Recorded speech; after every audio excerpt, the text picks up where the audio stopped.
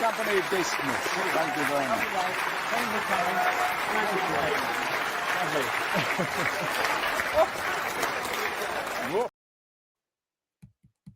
Well, hello and welcome back to the Sky Blue History Podcast, the show where we dive into the stories, the stats and the strange but true side of Coventry City Football Club. I'm Claudio, your ever-curious sidekick, joined as always by the man of all football knowledge, our club historian Jim Brown. This week, a great suggestion from listener Mark Rainbow got us thinking, what about all those alternative cup competitions? Some you may remember, others you may not. And a look at the weird, the wonderful and sometimes forgotten cups, from pre-season experiments to the end of season trials and everything in between. It seems a fitting time too, because the Sky Blues younger squad have just lifted the seven-a-side tournament trophy over in Singapore. Silverware is silverware. Speaking of changes at the club, we've just sold Louis Binks to Bromby, somebody who we only recently spoke about, I think maybe in the last episode, Jim, didn't we? We did, yes. And his namesake from the 1920s. Yeah, so he's gone. So anyway, evening, Jim. Hope you're enjoying the summer break. And did you catch the Women's Euro final, since we're talking about cup competitions? And what a fantastic victory. It was. Yeah, they did. Because I thought Spain were the better side for maybe, well, certainly the first half, but England did really well. And these penalty shootouts are poor, though, aren't they?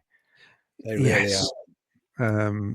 I think in every one, that both teams have struggled really, apart from a couple of the ladies who've managed to put the foot through the ball. But yes. It was actually the only game of the competition I watched. I couldn't resist watching the final. I have to say, I enjoyed, and this isn't being sexist, but I did enjoy the Lions rugby match against Australia on Saturday a bit more than the ladies' final. But all credit to the girls; they did really well. Yeah, well, I was encouraged to watch it by my wife because she wanted to watch the women's football. And I thought, if she wants to watch football, I'm going to make sure she watches football. So I sat with her for virtually all the games. And I think she actually says she enjoys watching football with me. She's fair enough. I'll take that. I know.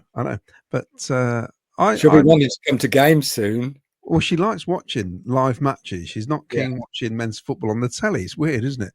Yeah, my wife's exactly the same. Yeah, I quite enjoy some of the games. I think the top end, there are some very good teams. Yeah, but it's a bit like, I was trying to explain to a couple of guys at work, it reminds me of the 1930s with the World Cup, where you had, some top countries and some who were just starting out and getting hammered, weren't they?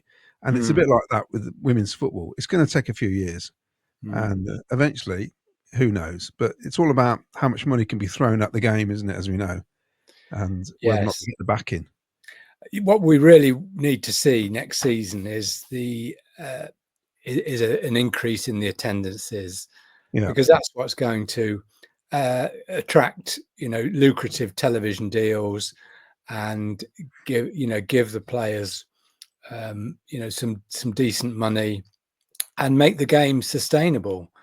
I'm sure they said the average attendance was 7,000 or 8,000 last season. Something like that. Yeah, I think there are some clubs who play at their main stadium, play some games at their main stadium. I know Arsenal do and get massive crowds. But then I looked at Chelsea's crowds, and when they played at Stamford Bridge, they did get 20-odd thousand. But when they play at their, is it Kingstonian ground? Kingstonian ground. They were getting 3,000 or 4,000. I'm sure the ladies' game, women's game, whatever you could call it, is on the up, and it's only good news. And like I said, congratulations, and another Euro, 2 in a row. Yeah. So, brilliant. Right, now let's get on to Coventry City and Mark Rainbow's suggestion of the strange cup competitions or alternative cup competitions. Yes. Well, we talk about the big three competitions, domestic competitions, don't we? The league, the FA Cup, and the League Cup. As I said to you before, I still always refer it to the League Cup. I don't call it the Carabao Cup or the Milk Cup or the Littlewoods Cup. It's the League Cup for me. And but apart from those three major competitions over the years, we've had some interesting, if you like, side dishes, haven't we? We obviously had the one season in Europe in the Fairs Cup, but other than that, we've had a few domestic competitions. And I thought we'd start with the one that Mark mentioned, which he calls the Zenith Data Cup. Now, if you're watching on YouTube, I'm going to do Yes. something quite clever now. Uh-huh. We're going to move to the side of the screen, and I'll put it. There you go. Wow. Wow. The Zenith Data Systems Cup, first round, Wimbledon. So that was 1989-90 season. Yes.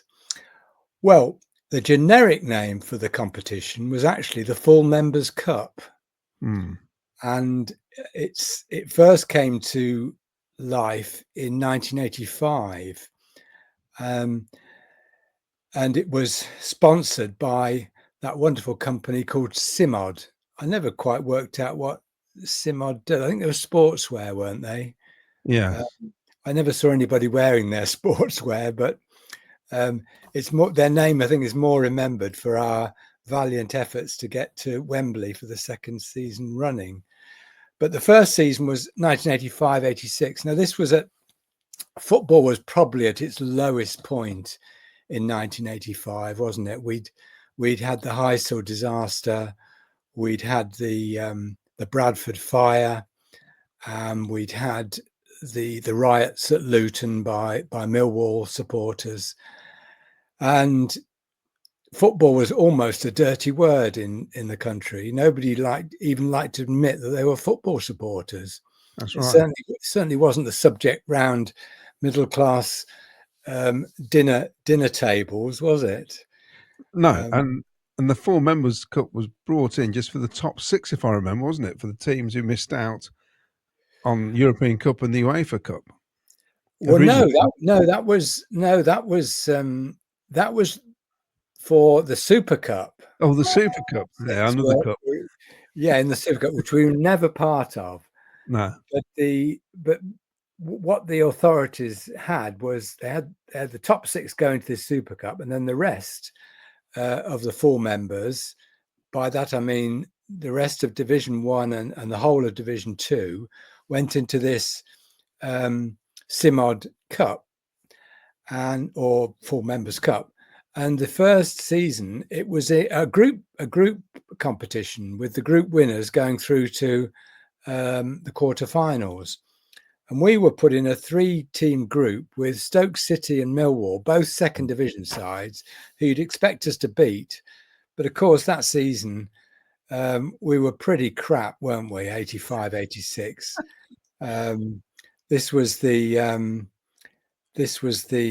back end of or the second season of Don Mackay in charge. And although the number of players in the squad would go on to play in the cup final in 87, we weren't doing very well in the league. And we had an away game at Stoke. We lost 3-0 in September. And I don't know what happened. I presume Stoke beat Millwall in their game, which meant our game with Millwall at Highfield Road was a dead rubber. Neither side could progress. Stoke had already qualified, and it was this pointless game watched by just over 1,000 fans that ended in a pretty meaningless 1-1 draw. And that was the end of our Full Members Cup campaign that season. But as I said, we already had, Oggy was in the team, Brian Burrows, Killer, Trevor Peake, Dave Bennett, Mickey Ginn, and Terry Gibson. You know, it was on paper it wasn't a bad side, and to be fair, Don Mackay didn't put out a weakened team. He put out, you know, the first team. Then the following season, it reverted to a pure knockout competition, and we were knocked out at the first hurdle at Carrow Road, lost 2-1 in front of a paltry 6,000 crowd. We scored a David Phillips penalty. Of course, that was the cup final season. That was we didn't have many blips that year, but that was one of them. And then we move on to 87, 88. And this was the season that we should have been in Europe. Yeah. And obviously we weren't because of the ban on English teams, which came after the Heysel disaster. We got a bye in the first and second round. I don't know why, but we ended up playing Wimbledon, which was the program you had on the screen. We beat Wimbledon 2-1, with Dave Bennett getting both goals. And that gave us another home tie against Ipswich. And we won 2-0 in front of, 5,500 watched the Wimbledon game, 7,600 watched the Ipswich game. And this was the game where Lloyd McGrath broke his leg, tragically. Yeah, I was looking at, you just said about playing a full team. And those days, we did. And I was looking at this is probably the following season, I think. But you can see there, Oggy, Burrows, Downs, Kevin MacDonald, this is Billing, Pete, Gin, Speedie, Regis, Drinkle, Smith. And yeah, they did play. They did put out the proper side, didn't they? There's no half measures. We didn't have the 24-man squads that we've got these days. So they had to play, really. Poor old Lloyd getting his leg broken meant he missed out on the big semi-final at Reading's Elm Park, where we were all set for a Wembley return. Oh, it was just a matter of going to Elm Park and beating Reading. Of course, people didn't read their history books. I didn't realise we hadn't won at Reading since 1909, I think it was. Yeah, and we didn't think they'd have a fantastic left back either playing that day, did they? No, who was that? Oh, I knew you were going to say that. Gilks, Michael Gilks, yes. Yeah, it was superb. Yeah. I can remember we'd be on the goal that Speedie scored, didn't he? I think. Yes. Yeah. Do you remember that a lot of City fans travelled to Reading, and that end was absolutely rammed. I think they might have even locked the gates, and the kickoff was delayed because of the horrendous traffic. I think did we kick off half an hour late, or?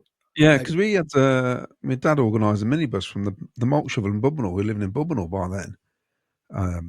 So we had a minibus down to Reading, and and I remember, was it wet or cold, Jim? I'm trying to think now. It wasn't. I don't think it was a nice evening. It was cold, I think. Yeah. And of course, it went. It was a 1-1 draw. It went to extra time. We're still drawing 1-1, so it was penalty shootout time, and we lost. We lost the penalty. Was the rumours true? Because after we've been told that certain players, senior players, didn't want to take a penalty or something, they all backed out. But I think when you look at the players who took the penalties, there's still a decent 5 that stepped up. Yes. I think one of our penalty takers, Brian Burrows, was off the field, substituted, but certainly, killer David Phillips Speedie were probably good penalty takers, but Yeah. some of them didn't step up. Didn't David Smith mention this when he was on the I think he the did show actually. a while ago? But we lost 4-3, and I think by the time the penalty shootout had finished, it was about 10-11, wasn't it? Yes, I was going to say, I reckon it was about 11 o'clock. Yeah. Nightmare. And if I remember, the far end, they're opposite end to us, weren't they? They weren't at our They end, were were. they? Yes, they were. They were at I the could barely see anything from where we yeah. were. Yeah, that was a terrible old ground, wasn't it? Yeah. And of course, Reading went on to Wembley and won the competition. They beat Luton in the final, I think. Yeah. But they were relegated from Division 2, so they weren't allowed to defend their trophy. Yeah, they were bottom of the table when we played them. It was just it was just going to be a walkover. Oh, we were going to Wembley. Yeah. I know. Yeah. Third time in the Just season. didn't turn up. Yeah, 3 times in a year we were thinking of going to Wembley, didn't we? Basically. Yeah. Yeah. And strangely, we had that awful record at Elm Park, but as soon as they moved to the Majeski Stadium, we would beat them quite regularly. Yeah, I do. I like that stadium actually. It's not a bad little ground. Yeah, but you are right. Yeah, because I think last time we played there, we won, didn't we? And we won the first 2 visits in league after we were relegated from the Premiership. So what's the last time we played there? Was that the 3-2 Michael Rose scoring at the end? I think. I know it was a. Oh, you're asking me about modern stuff now. I don't remember. Yeah, I think Michael Rose scored. I'm sure we won 3-2. They got the big lump up front, haven't they, Reading? I can't think of his name now. But wasn't the last time we played there when Fads got sent off? Now you're asking me about modern football. Our listeners expect us to know these things. I know. That's recent history. That's not the same. No, it isn't. We haven't studied that yet. just skimming through. After that, the following season we went out at the first hurdle at Middlesbrough, lost 1-0 up there. Then in 89-90, it became the Zenith Data Systems Cup. And that was we went out at the first hurdle. This time it was at home to Wimbledon after extra time. And the attendance was a measly 3,700. And this is what Mark Rainbow remembers. He said to me, the worst game I think I've ever seen City play was a 3-1 after interminable extra time defeat to Wimbledon in the Zenith Data Cup. It was a very cold midweek night to a crowd of what felt like half a dozen, most of which left at 90 minutes, including my late father-in-law. It was the only game he ever left early. What the hell was the Zenith Data Cup? I don't recall it lasting more than a season, and I have half a memory of the final never being played. Well, it was played, actually, Mark. It lasted for 3 seasons. The Zenith Data Systems. Again, it's a computer company I've never heard of before or since. But as I said, we went out at the first hurdle that season. The following season, we did it again. We lost 1-0 at the baseball ground. And then the final season of the competition, which was 91-2, was we lost at the first hurdle at home to Aston Villa. And this was the game. This was so there's the Derby programme on the screen. Right. And I think I have got the Villa one. There we go. Very good. Terry Butcher's final game, and he was sent off. Just underlining the fact he's leaving. Yeah.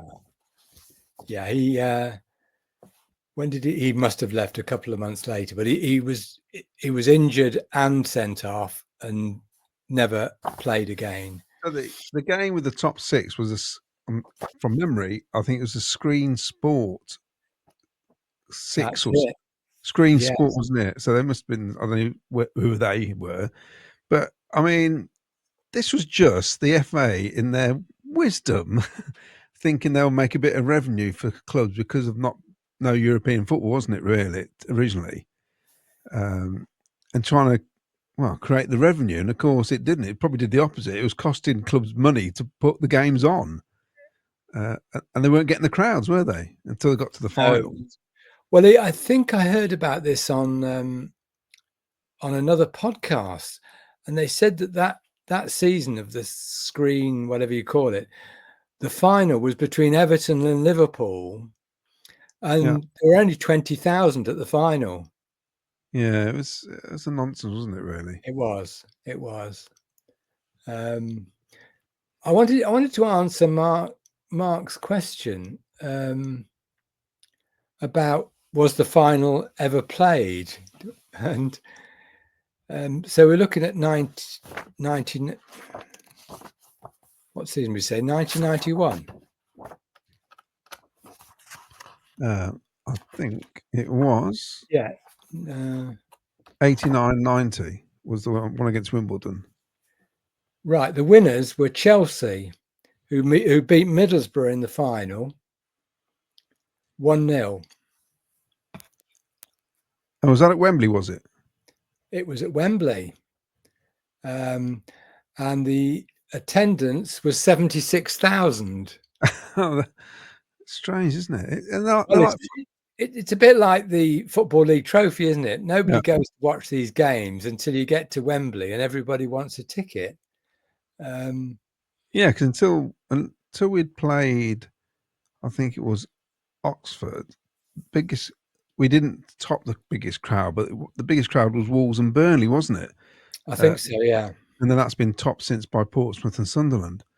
But it was a complete sellout, basically, which is incredible. No one's supposedly interested.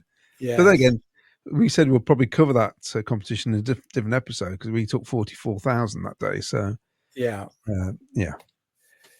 So yes, Mark, it was completed, and as I said, it was Chelsea who were the winners of the competition. Crystal Palace won it the following season, beating Everton 4-1 after extra time, and the final season, Nottingham Forest won it 3-2 over Southampton. So that was the full Members' Cup. It was a bit of a damp squib. We were pretty pathetic in it. Basically, we only got beyond the first round or the first hurdle once, and that ended in embarrassment at Reading. Yeah, and I think because nowadays when it got to the latter stages, it would probably be live, wouldn't it, on Sky or something? And then it was just, I think, not even highlights. They may have showed the final live. I can't even remember. So it's kind of forgotten about, isn't it? Yeah, and I think I read that the companies, probably the Zenith Data Systems, they put up £100,000 for the competition, which is nothing really, is it, these days? No. You know, you wouldn't get, the big teams wouldn't get out of bed for that. No, that's not. They'd won 100,000 for being first round losers now, wouldn't they? Yeah, so it wouldn't even cover the wages, wouldn't it, for the one match? So yeah, pointless. So should we move on to a more interesting one? Yeah. Again, though, we didn't have much success in the Texaco Cup, did we? Now, my wife said to me, Jim, she said, as we were talking about this over the dinner table, she says, "So what was the Texaco Cup?" And now, this is what I think it was. You tell me if I'm right. It was the the teams in Scotland and England who finished the highest that didn't qualify for Europe. Yeah, I think you've got it in one. Is that what it was? So Yeah. brilliant. Yeah. I got that one right. Yeah, that is absolutely spot on. So the first season of the competition was actually the year that we played in Europe, 70-71. And of course, we were in Europe, so we weren't in it.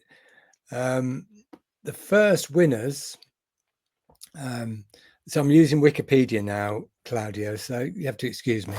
Wolverhampton Wanderers beat Heart of Midlothian in the final. All the games in the Texaco Cup were two-legged. Yeah. And it was really the Texaco Anglo-Scottish Cup. It was, as you say, it was the teams in the two countries who didn't get into Europe. So the first season we were in, it was 71-2. So we were, quite a strong first division side. We got drawn against Falkirk in the first round. I think the competition was of more interest to the Scottish fans than English fans. Right. That first leg against Falkirk, the attendance was 9,900, which I think was pretty almost capacity for Falkirk in those days. We lost 1-0. I said we had a very strong team out. It was basically the team that had played a league game the previous Saturday. I think there were quite a few City fans went up for it.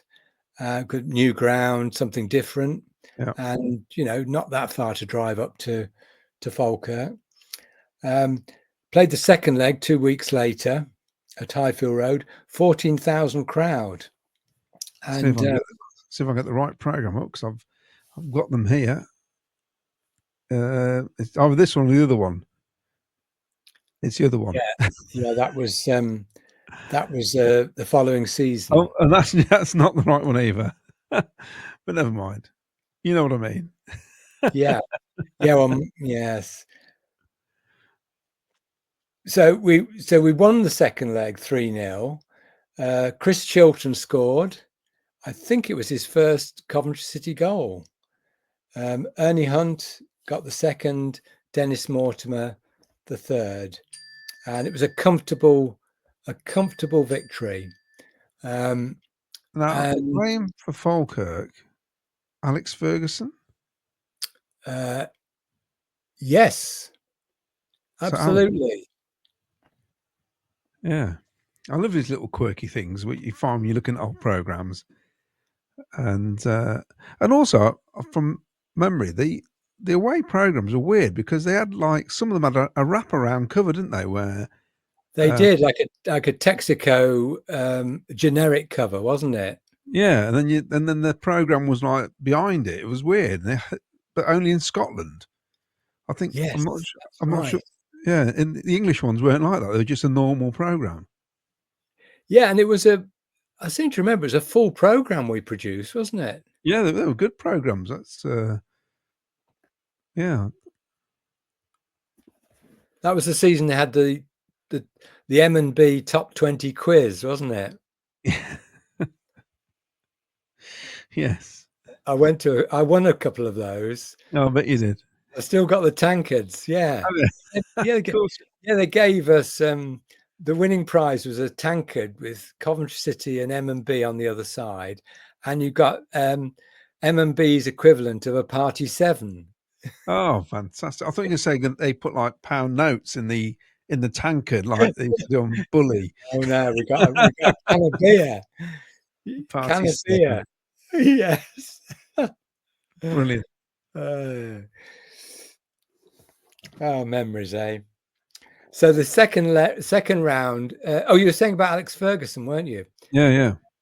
Yeah, he played in that team. He didn't score. Of course, he was an ex-teammate of the Coventry captain, who came on as a substitute, Roy Barry.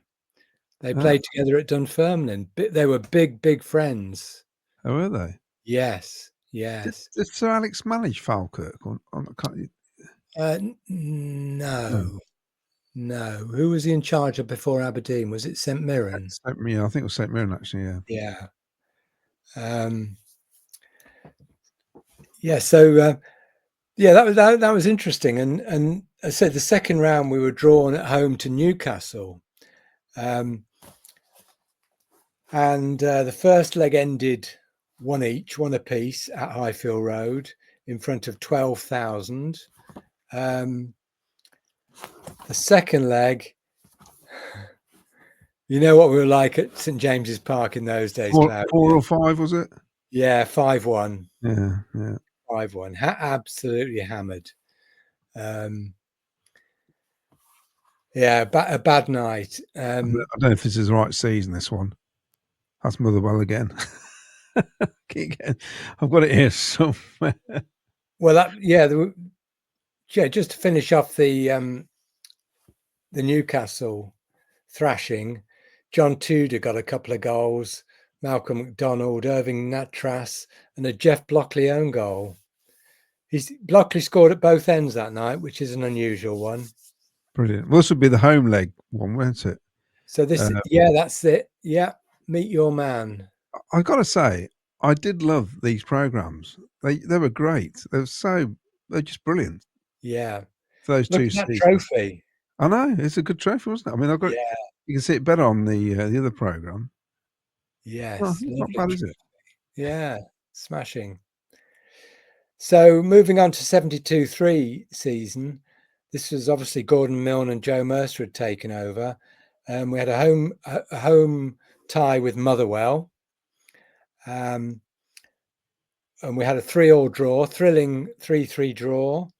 Billy Rafferty got 2, Dennis Mortimer got 1.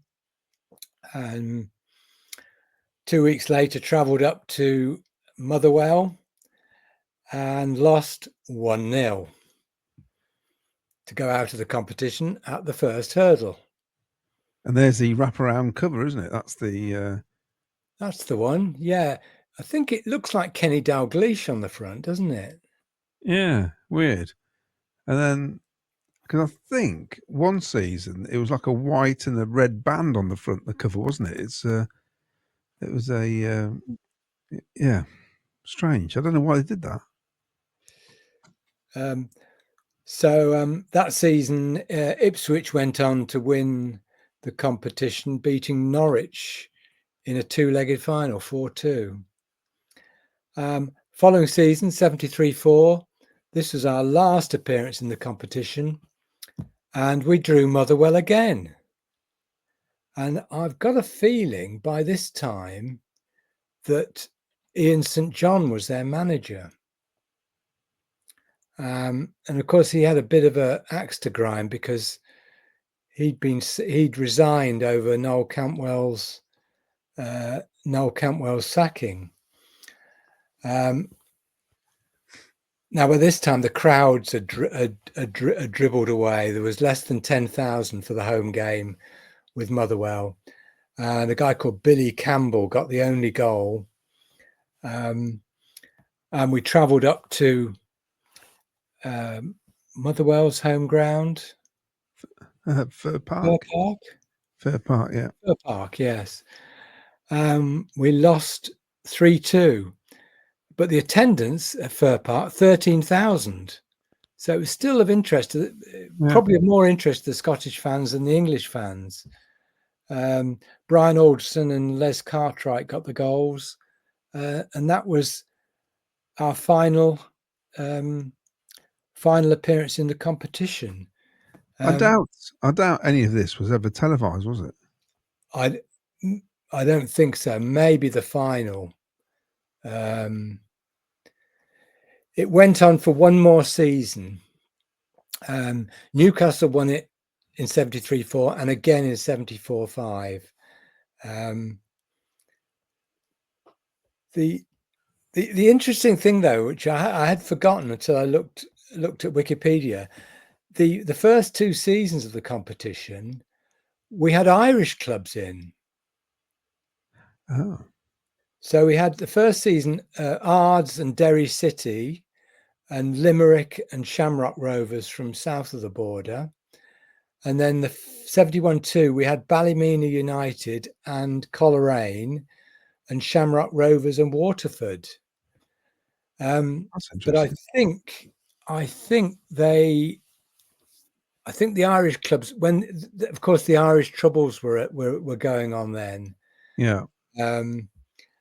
and the Irish clubs withdrew after that time because of the political pressure. Yeah.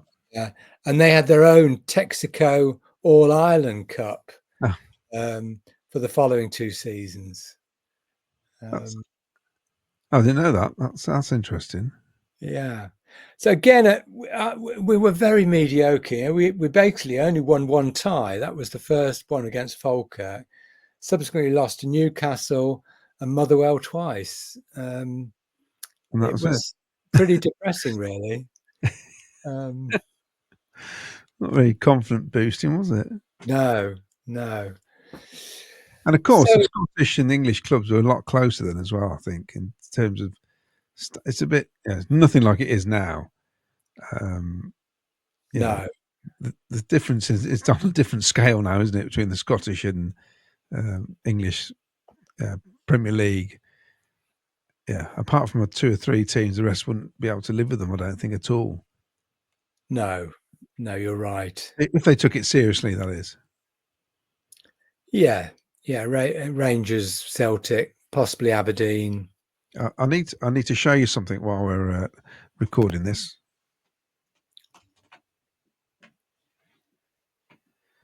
I purchased these today. Oh, the old ladders. Yeah. Oh, wonderful. So it's a company. Now, they're not paying for this advertising, but if anybody is watching or listening, they're called Retro Crafts, and what they do is it's the modern leagues, obviously they're all the right division, but you can buy them. This is like the 1971-72 version of Shoots League ladders. Right. So it doesn't say Premier League; it says First Division.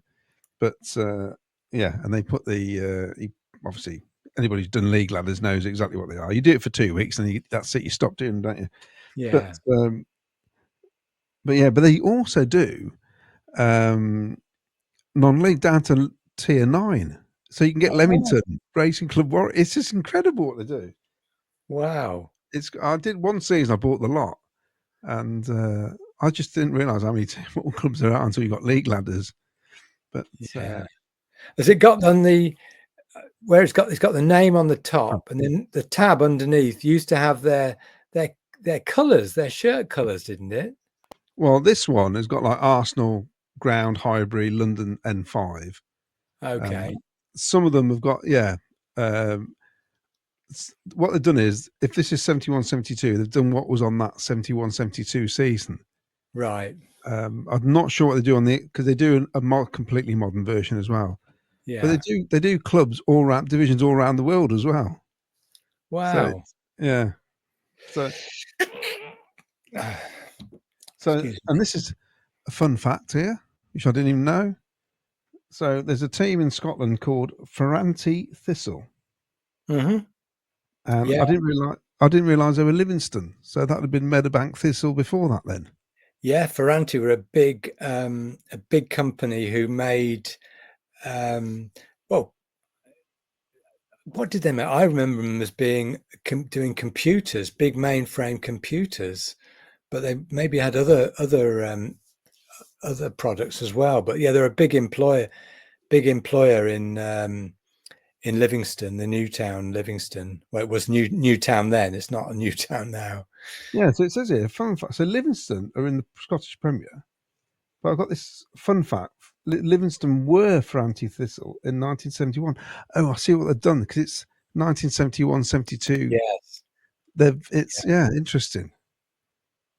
Well, I didn't know that. Were they actually in the league in 71? No. weren't. No, because Livingston were Meadowbank Thistle, weren't they? Is they that were. right? Yeah. Yes. I used to. This is completely not off topic.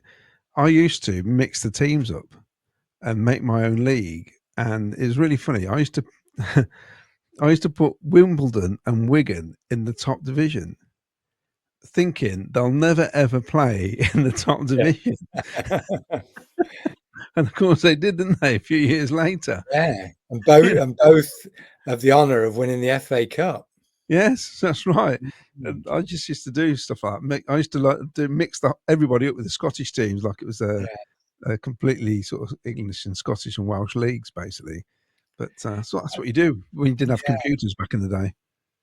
Yeah. Again, I offered a tangent, but I've always had an interest because of my Scottish heritage. I always had an interest in Scottish football and the Highland League, which is the league below the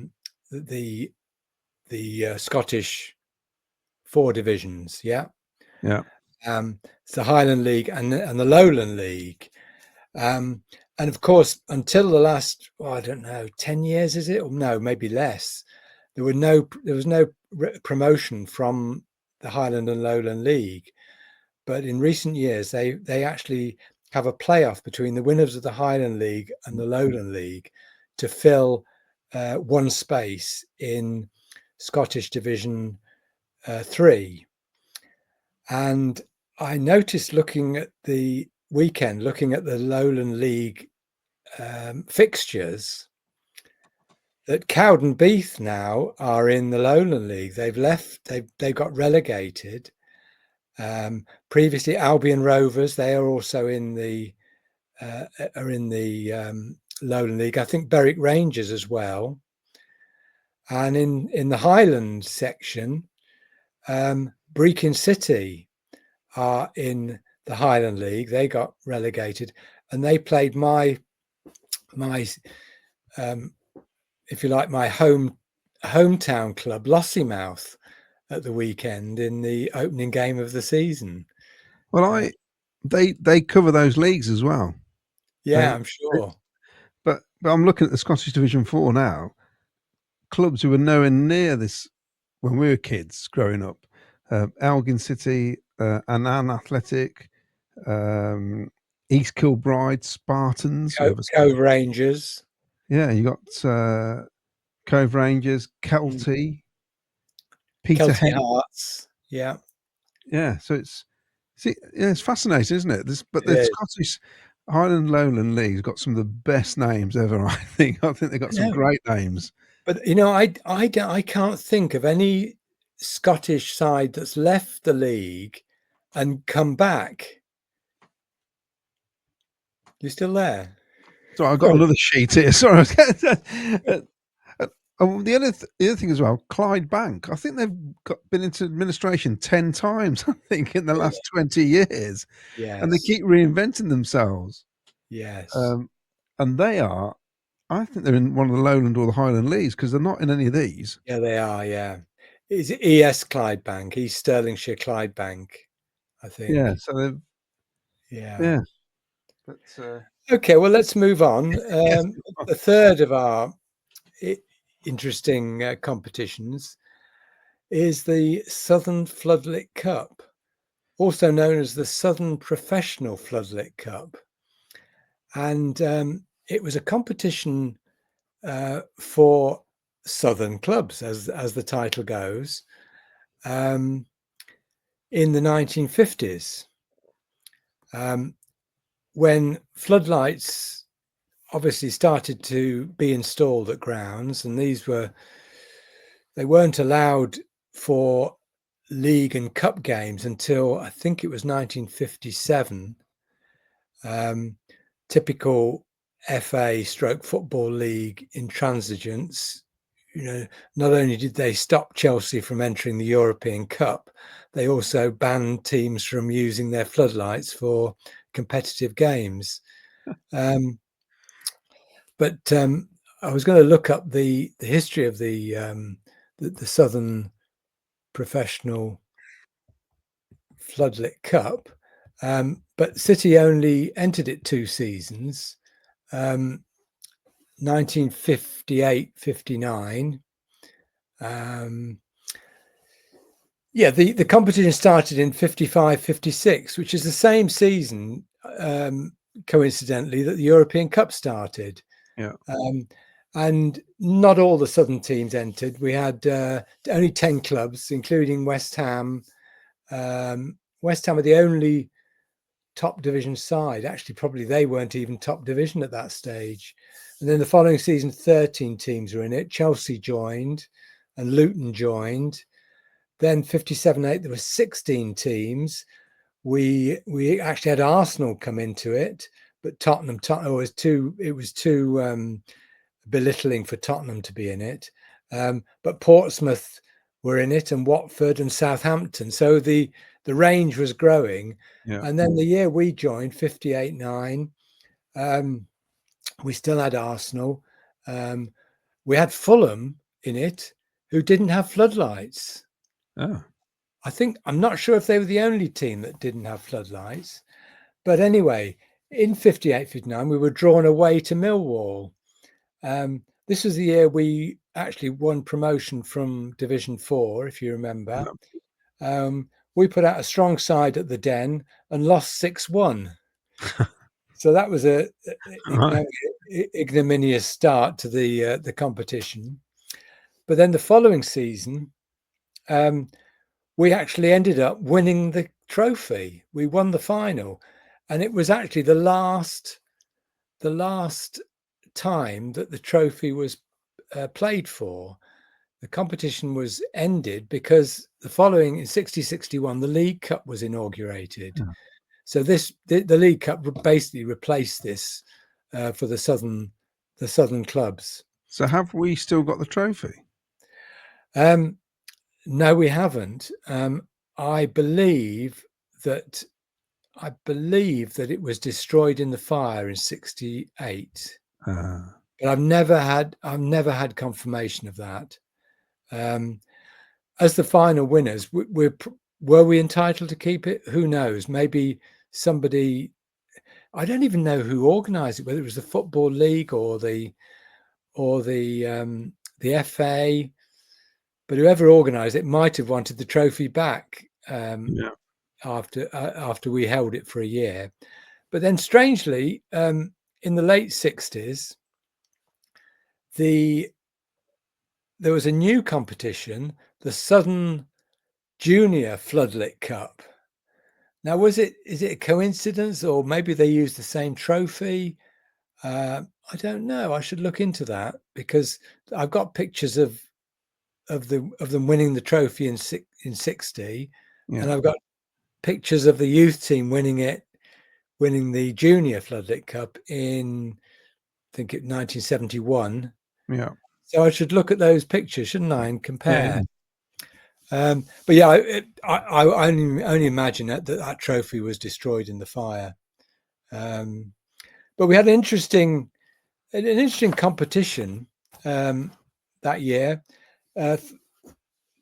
Second round, we played Southend United. It was only a single tie, no two-legged affairs. We drew 0-0 at Southend, and then won the replay 4-0.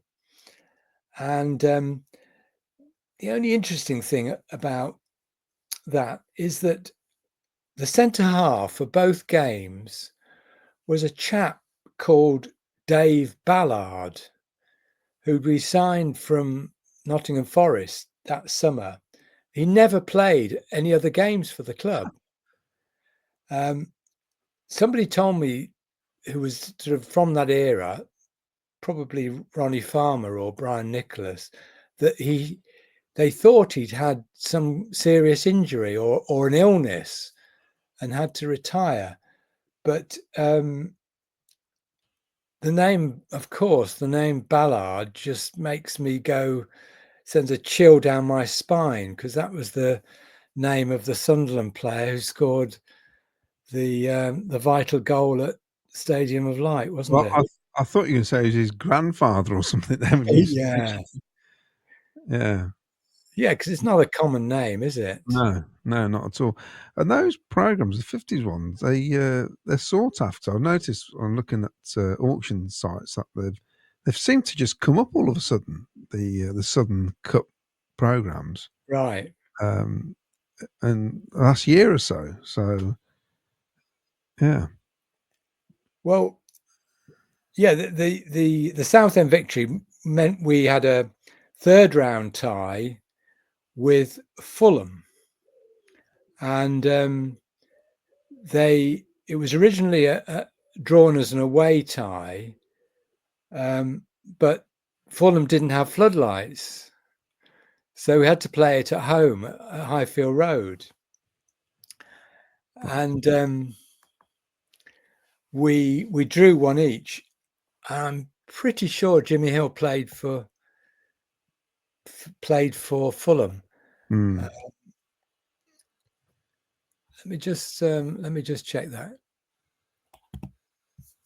Oh, I'm not sure they should have been allowed to enter. They've got no floodlights. I know, it's not right, is it?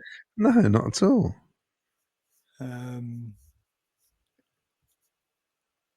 Yeah. But yeah, we drew one each, and of course there was going to be a replay, but Fulham didn't have lights, so we played it at Brentford's ground and won 1-0. That's so why don't you just play at Brentford's ground in the first place? Yes, very true. So that's probably quite a rare program, the replay. And then that put us through to the semi-finals, and we were drawn against Southampton, who were a second division. No, they were third division like us. And we beat them 2-1. Ray Straw got both goals. And it put us through to the attendance, against Southampton, just under 12,000. Not bad. A bit more than some of the league games around that time. The final was against West Ham United. And we won 2-1. With Ron Hewitt getting both goals. And I know that Bobby Moore played for West Ham. They had quite a strong team out. I reckon they just stopped playing it because we won it, Jim. Do you reckon? Our name was on the trophy. You can't have a team that far down the leagues winning it. No. But I wasn't going to games in those days, but I think if you read the contemporaneous, match reports, there was a lot of interest in that final. First division side coming to Highfield Road and us beating them. Yeah, I imagine. Yeah.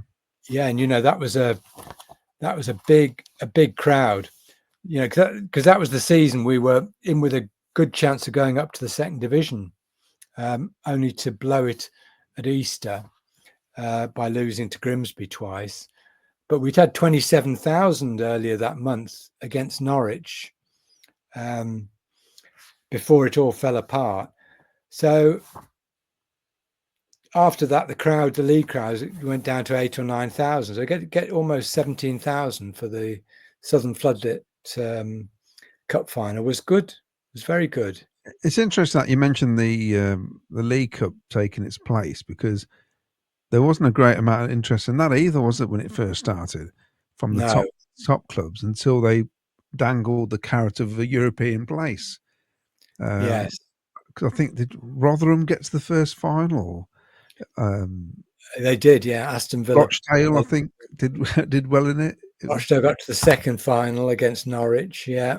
And those programs are very, very rare. Wow, I sold one. So I sold a Blackburn Rovers Rochdale semi-final one. Yeah. Oh wow. Which I didn't realise at the time why it was, and I thought, hold on a minute, League Cup, and of course, people weren't going, were they? So they didn't produce many programs. But the Villa Rotherham ones are quite, they fetch a fair penny. They do. But they weren't interested, were they, in those in the early days at all? No, it was several years. years before everybody entered, and of course they were two-leg finals right up until '67 when they played the final at Wembley. Yeah. And QPR were the first third division winners. They beat West Brom, came from 2-0 down to beat West Brom 3-2. Yeah. With Rodney Marsh in his pomp. Yeah, there's some great. You can see the footage of some great Wembley pitch at its finest, wasn't it? Yes. There's was there Swindon as well in the final? Swindon 69. They knocked us out. Yeah. And went to the final and beat Arsenal. And Bobby Gould scored for Arsenal that day. Yeah, and again, the footage is there, and you see how just poor the Wembley pitch used to be. Yes. In those days. Yeah, well, I think it went back to about 69 time. They had the Horse of the Year show at Wembley, and they churned it up, and then expected to play cup finals and League Cup finals on the same pitch. And you can, as you say, you can see it. I think it was the 69 final, League Cup final, was horrendous, and the 1970 FA Cup final, Chelsea Leeds, was horrendous. It's If you see it, obviously you can see it in black and white and colour. Then couldn't you? Seeing it in colour, it's just incredible how bad the pitch was. Yes. Yes. So moving on, the other one I think we could just briefly talk about is going back to the 1930s. Oh. With the Division 3 South Cup. I can say I have none of these programs to show anybody. So I think I've got a couple actually. Oh. Yeah. Now this was a competition we had a good record in. It started, if you remember, back in the 30s, well, right up to 1958, the third division was two geographical sections, a northern section and a southern section. And other than 1 year in the 20s, Coventry were in the southern section. I think there was a quirk in the 20s when there were too many southern clubs in the Division 3 as a whole, and we had to switch to the northern section for one season and played some weird and wonderful sides like Wigan Borough, South Shields. Oh God, there's some really weird and wonderful. New Brighton. Would you play New Brighton then? New Brighton, yes. So we went back to the southern section the following year, and we were members of that right up to 1936.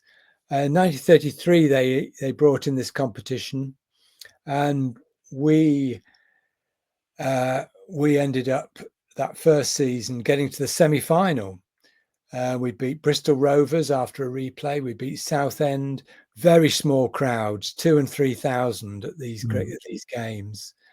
And even the semi-final, we drew down at Exeter, and in the semi-final replay, there were under 2,500 there to see us lose to Exeter.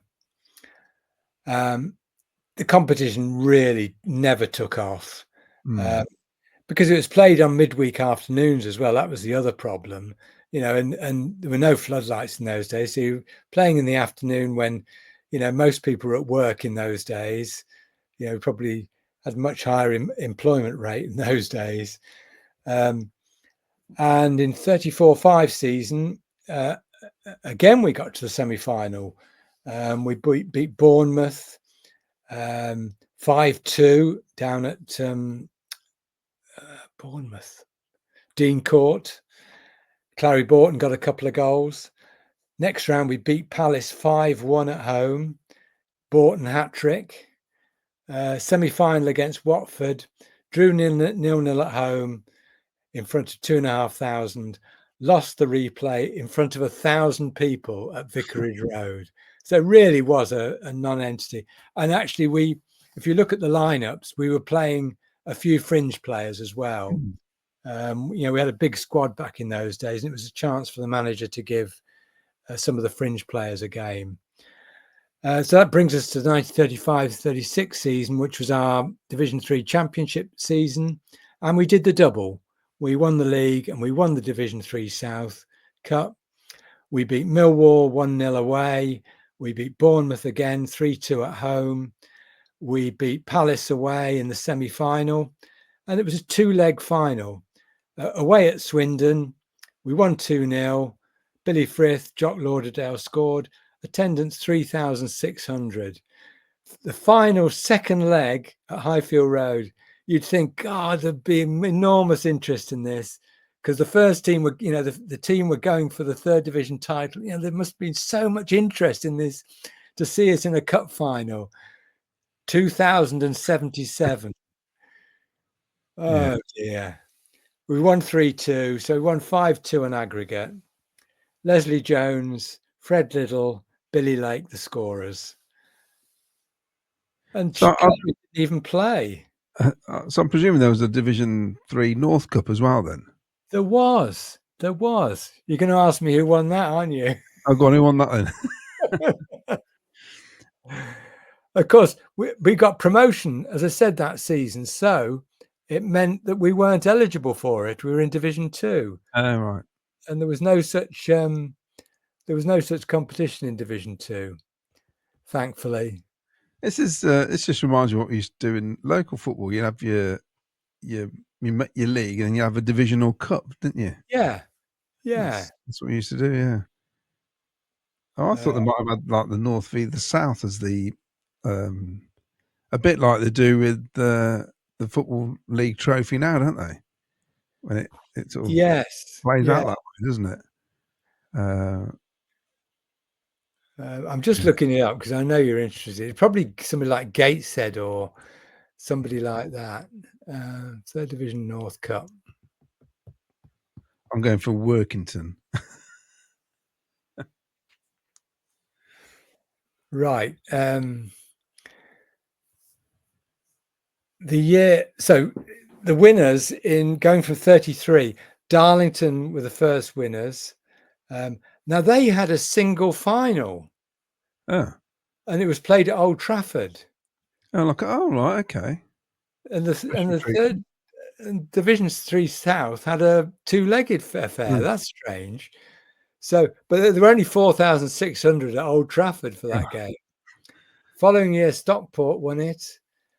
Main Road final, 4,000.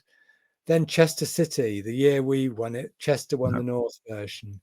And the final was played at Feetham's, which was Darlington's game, who Darlington were the runners-up. So it was played at one. Yeah. They finally got the message that you want a decent crowd, play it at one of the teams' ground. Yeah. Chester won it again the following year, beating Southport at Southport's ground. And then Southport won it the following year, beating Bradford City.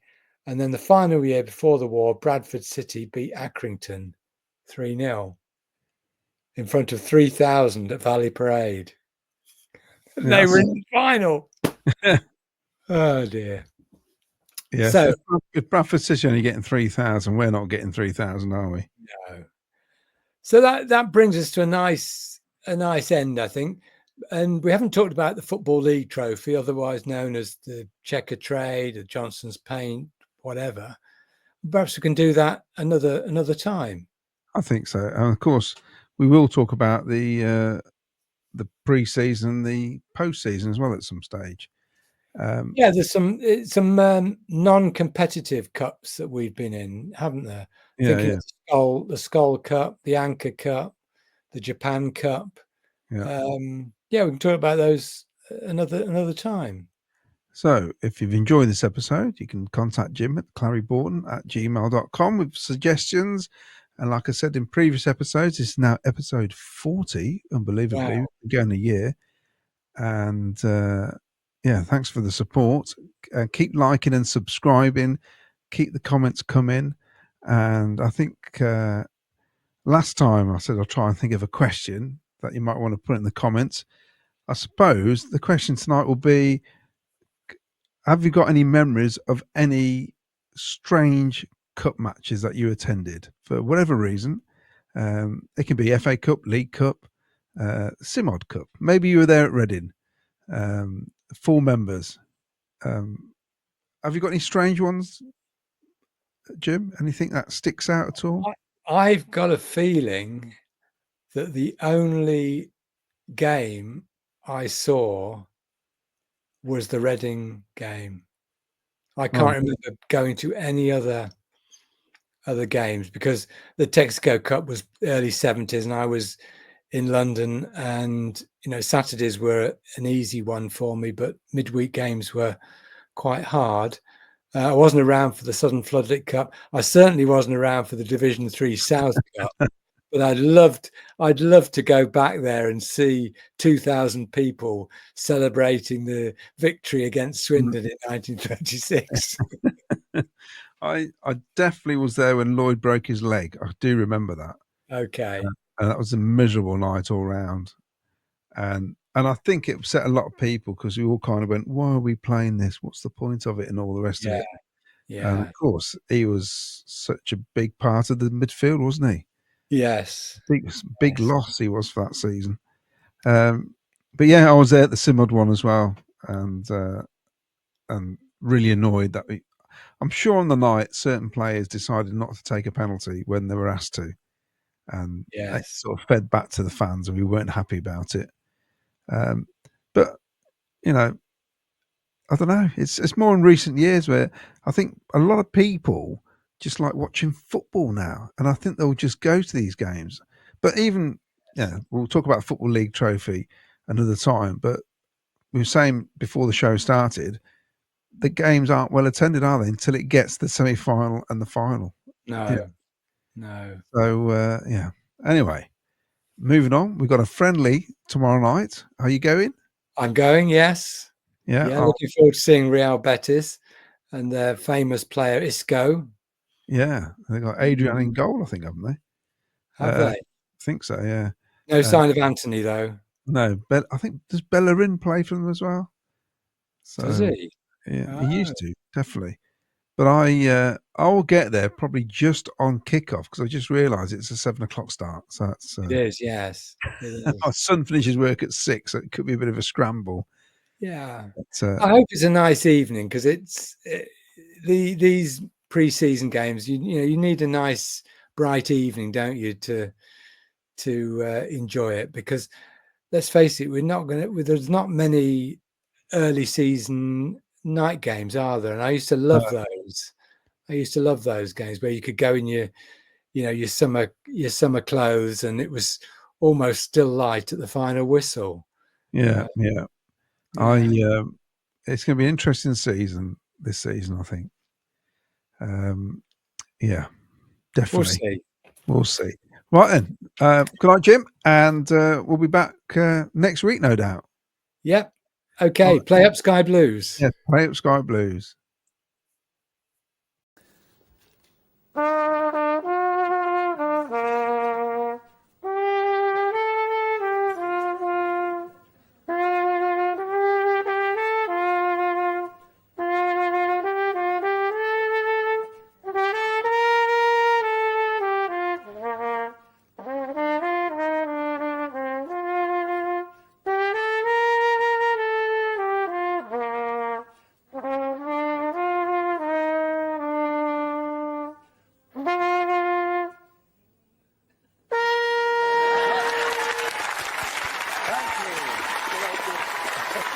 Company dismissed. Thank you very much. Thank you, Lovely.